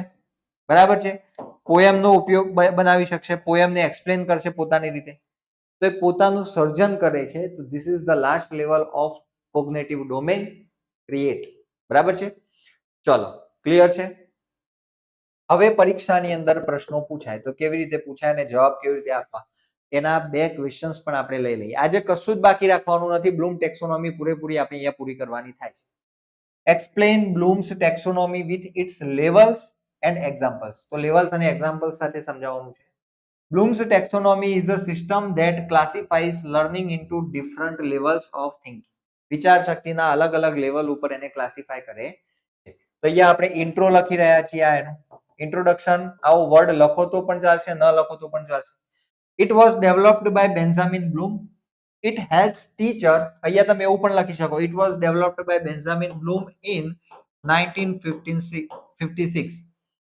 It helps teachers plan lessons and assessment in a structured way. શિક્ષકોને સ્ટ્રક્ચર્ડ વેમાં અસેસમેન્ટ અને લેસન પ્લાનિંગ કરતા એને હેલ્પફુલ થાય છે. It moves from simple thinking to complex thinking. This makes learning effective and meaningful. અસરકારક અને અર્થસભર બનાવે છે શિક્ષણને. તો આ શું થઈ ગયું? એનું ઇન્ટ્રોડક્શન થઈ ગયું. હવે આપણે એના લેવલને, અહીંયા ક્વેશ્ચનની ડિમાન્ડ શું છે? લેવલને એક્ઝામ્પલ સાથે સમજાવો. તો એક એક લેવલને એક્ઝામ્પલ સાથે સમજાવીએ. There are 6 levels in Bloom taxonomy. The first level is remembering. તો પહેલું લેવલ રિમેમ્બરિંગ છે. Students recall facts and information. અહીંયા વિદ્યાર્થીઓ શું કરે છે? ઇન્ફોર્મેશન અને ફેક્ટ્સ ને યાદ કરે છે, રિકોલ કરે છે. For example, they remember meaning of words. શબ્દોના અર્થ યાદ રાખે છે. તો આ પહેલું રિમેમ્બરિંગ સ્ટેજનું એક્ઝામ્પલ થઈ ગયું. બીજું, the second level is understanding. Understanding second level છે. Students explain ideas in their own words. પોતાના શબ્દોમાં પોતાના આઈડિયાઝને એક્સપ્લેન કરે છે. For example, they summarize a paragraph. કોઈ ફકરાનું સમરાઇઝ, એનું સારાંશ બીજાને કહે છે, સારાંશ બનાવે છે. The third level is applying. ત્રીજું લેવલ કયું છે? એપ્લાય કરવું. Student use knowledge in new situation. નવી સિચ્યુએશનમાં એ જ્ઞાનનો ઉપયોગ કરે છે. For example, they use grammar rules to form sentences. નવા વાક્યો બનાવવા માટે એ ગ્રામરના નિયમોનો ઉપયોગ કરે છે. તો આ થયું બીજું સ્ટેજ યસ. ચોથા સ્ટેજમાં એનાલાઇઝિંગ આવશે. Students break information into parts. તમે કહેશો સાહેબ અહીંયા બ્લૂમ ટેક્સોનોમી નો પ્રશ્ન પૂછાયો તો તમે કોગ્નિટિવ ડોમેનના લેવલ કેમ લીધા? કારણ કે બ્લૂમ ટેક્સોનોમી નું મેઇન જે ડોમેન છે કોગ્નિટિવ ડોમેન છે. બ્લૂમે આપેલું જે ડોમેન છે એ કોગ્નિટિવ ડોમેન છે. એટલે એક્ઝામમાં આ ક્વેશ્ચન પૂછાય ને તો તમારે માત્ર ને માત્ર કોગ્નિટિવ ડોમેનના જ લેવલ્સ લખવાના છે. અફેક્ટિવ ડોમેન અથવા સાયકોમોટર ડોમેન માટેના પ્રશ્નો હશે તો એ અલગથી પૂછાશે. બરાબર, એમાં લખેલું હશે કે explain affective domain with its levels and examples. Okay, ચલો તો અહીંયા એનાલાઇઝ ચોથું સ્ટેજ, એની અંદર બ્રેક ઇન્ફોર્મેશન ઇનટુ પાર્ટ્સ, અલગ અલગ ટુકડાઓમાં માહિતીને વહેંચીને એને સમજશે. they find main ideas and details. Four example they find main ideas and details, આખા પાઠમાં શું કહેવા માંગે છે એ સમજી લેશે એનાલાઇઝ કરીને. પાંચમું લેવલ કયું છે? ઇવેલ્યુએટિંગ. ઇવેલ્યુએટ કરવું આ પાંચમું લેવલ છે. Student give opinion and justify. Opinion આપે છે, બીજાને જજ કરે છે. For example they judge a character's action. પાઠની અંદર કોઈ કેરેક્ટર આવે છે તો એ સાચું છે કે ખોટું છે, વિલન છે કે હીરો છે, તો એ એને જજ કરશે. Sixth level is creating. Create કરવું આ છેલ્લું લેવલ છે. Students produce new ideas. નવા આઈડિયાઝ પ્રોડ્યુસ કરે છે. For example they write a story. વાર્તા લખે છે તો અહીંયા એમને ક્રિએટ લેવલનો ઉપયોગ કરેલો છે. 10 અહીંયા તમારે કન્ક્લુઝન આટલું જ લખવાનું છે. Thus, Bloom taxonomy helps develop thinking skills step by step and improve language learning. તો આ રીતે આ જે પ્રશ્ન છે આ 5 માર્ક્સ ની અંદર પૂછાયો છે એવું માની લેવાનું અને તમે આનો જવાબ 150 થી 180 શબ્દોની અંદર લખેલો છે. બરાબર છે. આનો આ જ આન્સર તમે લખીને આવશો તો પણ 100% માર્ક મળશે એ તમને હું કહી શકું છું. બરાબર છે. આ રીતે તમે એને ક્લાસિફાય કરો તો પેપર ચેકરને બહુ ઇઝીલી ખબર પડે કે આને લેવલ વાઇઝ લખેલું છે. અને હજુ આના કરતા વધારે બેટર કરવું હોય તો તમે પહેલું લેવલ, બીજું લેવલ આ રીતે પોઈન્ટ વાઇઝ પાડીને લખશો તો પણ વધારે સારું રહેશે. બરાબર છે. પોઈન્ટ પાડીને જ લખજો, એમાં આના કરતા પણ વધારે સારી ઇફેક્ટ આવશે. ચલો એના પછી discuss the importance of blooms taxonomy in English teaching. So Bloom's taxonomy is very important in English teaching because it helps teacher plan lesson clearly and effectively. આગળ જે વાતો હતી એ જ વાતોથી ઇન્ટ્રોડક્શન અહીંયા લખવાનું છે, કશું જ નવું કરવાની જરૂર નથી આમાં. Ensure that students do not only memorize, માત્ર ને માત્ર મેમરાઇઝ ન કરે, ગોખે નહીં, but also understand and use language, ભાષાનો ઉપયોગ પણ કરે, ખાલી ગોખે નહીં. It develops both basic and advanced thinking skills. Basic થી લઈને એડવાન્સ લેવલ સુધીની થિંકિંગ સ્કિલ ને આ સમાવી લે છે. Teachers can design activities based on different levels. અલગ અલગ લેવલ્સના આધારે એક્ટિવિટીઝને ડિઝાઇન કરી શકે છે શિક્ષક. For example students can remember vocabulary, understand meaning and use words in sentence. તો અહીંયા જો રિમેમ્બર, અન્ડરસ્ટેન્ડ અને યુઝ કરવાનો આવ્યો એટલે એપ્લાય. બરાબર છે. At higher levels they can analyze. ચોથું સ્ટેજ કયું છે? એનાલાઇઝ કરી શકે છે ટેક્સ્ટ. give opinions, પોતાના મત આપી શકે છે. અહીંયા give opinion આ ઇવેલ્યુએટ થયું. બરાબર છે. and create new content, નવું કન્ટેન્ટ. તો અહીંયા ક્રિએટ લેવલ છઠ્ઠા નંબરનું આવે છે. બરાબર છે. Number 6, this makes learning active and meaningful. આનાથી લર્નિંગ એક્ટિવ અને મીનિંગફુલ બને છે. ચલો it also helps in assessment. અસેસમેન્ટમાં પણ આ ખૂબ જરૂરી છે. Teacher can prepare different types of questions. મેં કીધેલું ને કે અલગ અલગ પ્રકારના પ્રશ્નો શિક્ષક બનાવી શકે છે. રિમેમ્બર લેવલના, સેકન્ડ અન્ડરસ્ટેન્ડિંગ લેવલના, થર્ડ એપ્લાય, ચોથા એનાલાઇઝ, પાંચમા નંબરે ઇવેલ્યુએટિંગ અને છઠ્ઠા નંબરે ક્રિએટિંગ. આ લેવલના ક્વેશ્ચન્સ શિક્ષક બનાવી શકે છે. Simple questions test memory, while complex question test thinking. This gives a complete picture of student learning. વિદ્યાર્થીઓના લર્નિંગનો આપણને ત્યાં પૂરેપૂરો ખ્યાલ મળી જાય છે કે વિદ્યાર્થીને કેટલું આવડે છે. તો અહીંયા બ્લૂમ ટેક્સોનોમી એસેસમેન્ટ માટે, એસેસમેન્ટ એટલે મૂલ્યાંકન માટે પણ ખૂબ જ જરૂરી છે. ચલો એના પછી Bloom's taxonomy also encourage participation. વિદ્યાર્થીઓનું પાર્ટિસિપેશન વધે છે. Students become more involve. વિદ્યાર્થીઓ વધારે ઇન્વોલ્વ થાય છે ધ ક્લાસરૂમ ની અંદર. બરાબર. It improves communication and problem solving skill. Communication skill અને પ્રોબ્લેમ સોલ્વિંગમાં પણ હેલ્પફુલ થાય છે, કારણ કે 6 લેવલથી એ કામ કરે છે. It also help in real life language use. Real લાઈફમાં લેંગ્વેજ યુઝમાં પણ એ ઉપયોગી થાય છે. Bloom's taxonomy is useful tool for effective teaching, learning and evaluation in English classroom. તો જુઓ અહીંયા ટીચિંગમાં કામમાં લાગે છે, શીખવામાં વિદ્યાર્થીઓને મદદરૂપ થાય છે અને છેલ્લે ઇવેલ્યુએશન એટલે મૂલ્યાંકન કરવામાં પણ ખૂબ જ મદદરૂપ સાબિત થાય છે. સ્પષ્ટ થાય છે? તો ખાસ મિત્રો આ રીતે તમે આન્સર લખી શકો છો. પહેલા તમારે બાંધવાનું છે ઇન્ટ્રોડક્શન. બરાબર છે? ઇન્ટ્રોડક્શન આવું લખવાની જરૂર નથી. 5 માર્ક્સનો ક્વેશ્ચન હોય તો લખો તો વાંધો નહીં. વચ્ચે બોડી ને એવું તો નહીં જ લખતા. આ રીતે ઘણા બધા વિદ્યાર્થીઓ મને ક્વેશ્ચન લખીને મોકલ્યા, તો પહેલા અહીંયા ઇન્ટ્રો કર્યું, પછી અહીંયા બોડી. આવું બોડી ને એવું લખવાનું નથી. ઇન્ટ્રોડક્શન કદાચ એક સમય લખી લેશો, કન્ક્લુઝન લખી લેશો તો ચાલશે. બરાબર? નહીં લખો તો ઓકે જ છે, વાંધો નથી, પણ બોડી ને આ તો નથી જ લખવાનું. ઓકે, એ ખાલી સમજાવવા માટે આપણે કીધું હોય કે અહીંયા બોડી આવશે. બરાબર છે? ચાલો, તો આ રીતે ક્વેશ્ચનના આન્સર્સ લખવાના છે અને આવી રીતની પ્રેક્ટિસ આપણે આપણી ક્યુસર એપ્લિકેશનમાં શરૂ કરી દીધી છે. લગભગ 9 ટોપિક પૂરા થઈ ગયા છે. આવી રીતે ક્વેશ્ચનના ફોર્મેટમાં આપણે એની પ્રેક્ટિસ કરેલી છે. જે પણ વિદ્યાર્થી મિત્રો કોર્સ પરચેસ કરવા ઈચ્છતા હોય, આજે 8 મે, બરાબર? ચલો, 8 મે આજે છેલ્લો દિવસ છે ઓફરનો. તો તમે ક્યુસર એપ્લિકેશન ડાઉનલોડ કરી લેજો. ત્યાં તમને તમામ માહિતી મળી જશે. QSIR પ્લે સ્ટોર ની અંદર આપણી આ એપ્લિકેશન અવેલેબલ છે. ઓકે, ચાલો. ઈ બુક આની અંદર પણ મળશે, અહીંયા પણ ઈ બુક મળશે. બરાબર છે? આ HS માટેનો કોર્સ છે. HS એકલાનો તમારે પેપર 2 નો કોર્સ લેવો હોય ઇંગ્લિશ માટેનો તો એ કોર્સ છે. એમાં પણ અત્યારે ઓફર છે. આજે ઓફરનો છેલ્લો દિવસ અહીંયા પણ છે 8 મે. સેમ સેકન્ડરી માટે અહીંયા ઇંગ્લિશનો કોર્સ છે પેપર 2 મેન્સ માટે. તો એની અંદર પણ આજે 8 મે છેલ્લો દિવસ છે. 1999 પ્રાઇસ દેખાડતી હશે. અહીંયા ઈ બુક અહીંયા પણ મળશે, અહીંયા પણ ઈ બુક આવશે. અને છેલ્લે સેકન્ડરી અને હાયર સેકન્ડરી માત્ર ને માત્ર પેપર 2 મેન્સનું અંગ્રેજી વિષયની તૈયારી કરવા માંગતા વિદ્યાર્થીઓ માટે અહીંયા આ કોર્સ છે.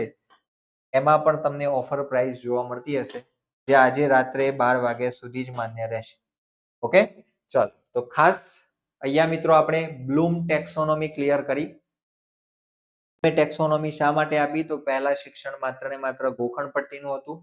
બ્લૂમ એવું ઈચ્છતા હતા કે એના કરતા શિક્ષણ આગળ વધે, એટલા માટે બ્લૂમ ટેક્સોનોમી આપી. 3 ડોમેન હતા: cognitive, affective, psychomotor. Cognitive domain બ્લૂમે પોતે આપ્યું, અફેક્ટિવ ડોમેન ક્રેથવોલે આપ્યું, ડેવિડ ક્રેથવોલે, અને સાયકોમોટર ડોમેન આ એલિઝાબેથ સિમ્પસને આપેલું છે 1972 માં. અફેક્ટિવ ડોમેન 1964 માં મળ્યું. કોગ્નેટિવ ડોમેન 1956 માં મળ્યું. બધાના અલગ અલગ લેવલ્સ છે. લેવલ્સ પણ આપણે અહીંયા ચાર્ટ બનાવીને સમજ્યા છીએ. ખાસ મિત્રો દરેકની સમજૂતી મેં તમને આપી છે. ન યાદ રહ્યો હોય તો ફરીથી એકવાર વિડીયોને રિવાઇઝ કરી લેજો. પણ એક્ઝામની અંદર આ ટોપિક પૂછાવાની પૂરેપૂરી સંભાવના છે, કારણ કે આ ટોપિક 2023માં પણ પૂછાયો છે. વખતે પ્રિલિમ એક્ઝામમાં પણ અહીંયાથી પ્રશ્ન બનેલો છે. ઓકે, ચલો. તો ખાસ મળીશું નેક્સ્ટ વિડીયોમાં. અને ક્યુસર ટેલિગ્રામ ચેનલમાં જોડાયેલા રહેજો, એટલે જે પણ લેક્ચર આપણું આવતું હોય એની નોટિફિકેશન તમને ત્યાં મળી જશે. ક્યુસર ટેલિગ્રામ ચેનલની લિંક નીચે ડિસ્ક્રિપ્શન બોક્સમાં પણ મળી જશે. ઓકે, અને એપ્લિકેશન ખાસ ડાઉનલોડ કરી લેજો જે વિદ્યાર્થી મિત્રો જોડાવા ઈચ્છતા હોય. આજે ઓફરનો લાસ્ટ દિવસ છે, રાત્રે 12 વાગ્યા સુધી 8 મે. ઓકે, ચલો મળીશું નેક્સ્ટ વિડીયોમાં. Thank you very much.